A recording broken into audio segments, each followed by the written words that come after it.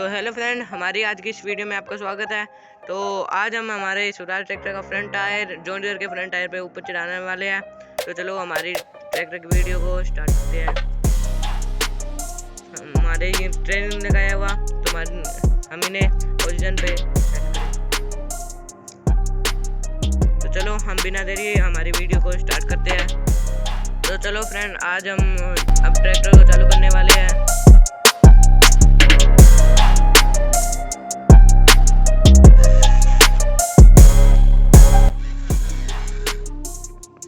आप देख सकते हो हमारा स्वराज ट्रैक्टर का फ्रंट टायर ऊपर आसानी से चढ़ गया है।